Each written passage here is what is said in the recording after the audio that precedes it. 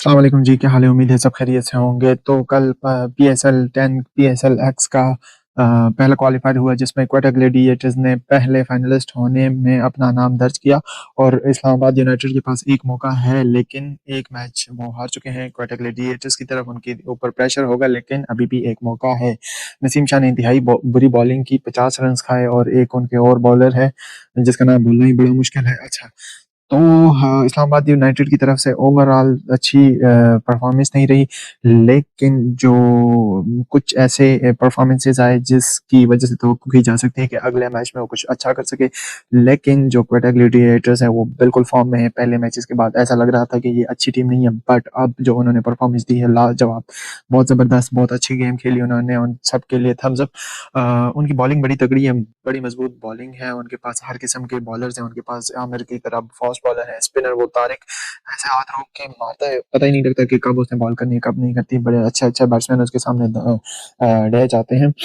Fielding उन्होंने अच्छी की, स्ट्रेटेजी अच्छी। एक जगह पे जब इस्लामाबाद यूनाइटेड वाले बैटिंग कर रहे थे तो 90-95 100 रन जो है 10 ओवरों में तकरीबन 100 रन बन गए थे और उनकी कोई अच्छी खासी विकेटें उनकी रहती थी। लेकिन जो क्वेटा ग्लैडिएटर ने उसके बाद कमबैक किया, उनकी विकेटें गिरती रही और आखिर में वो तकरीबन 30 रन से हारे।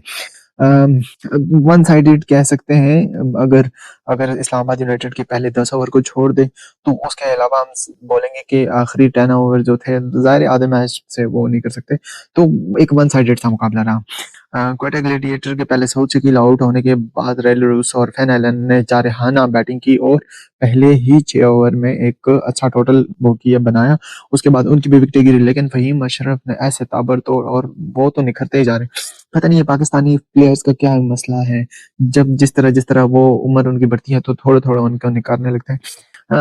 कह सकते हैं कि थोड़ा-सा ना मेंटली वो स्ट्रॉन्ग हो जाते हैं।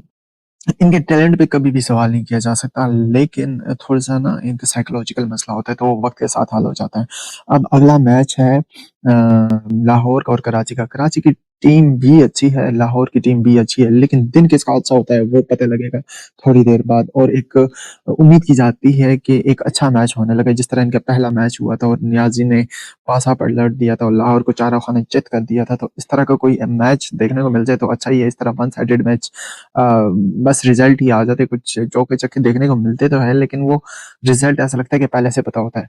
तो उम्मीद की जा सकती है कि एक अच्छा मैच देखने को मिलेगा और रिज़ल्ट भी देखे जा सकते हैं। अ ये पीएसएल जो है मतलब कुछ ज़्यादा एक आध मैचेज़ ही इसमें अच्छे खेलने को अच्छे देखने को मिले हैं।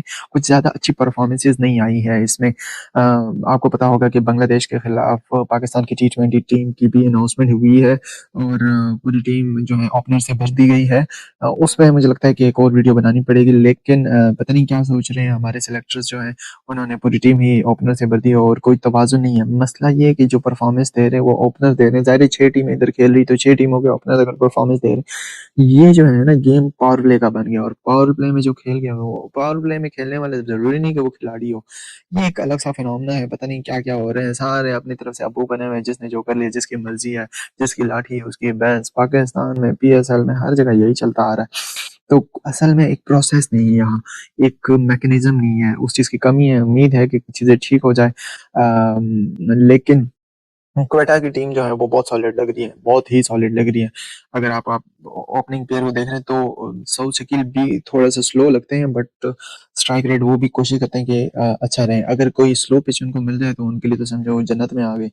तो उसके बाद फिर Rilee Rossouw, Finn Allen, Hasan Nawaz और अभी तो उनकी टीम में दनिश चंदीमाल आ गया, वो अ, एक और खिलाड़ी, और फिर जो आखिर में कवर देते हैं फ़हीम अशरफ, वो लाजवाब है। तो उसी की वजह से ये आज फाइनल में है और फिर बॉलिंग में इतना बैकअप उनको मिलता है, इतना बैकअप उनको मिलता है। मतलब जब क्वेटा ग्लैडिएटर्स के अलावा अगर कोई टीम 200 रन्स करती इस विकेट पे तो वो आसानी से चेज़ हो जाता।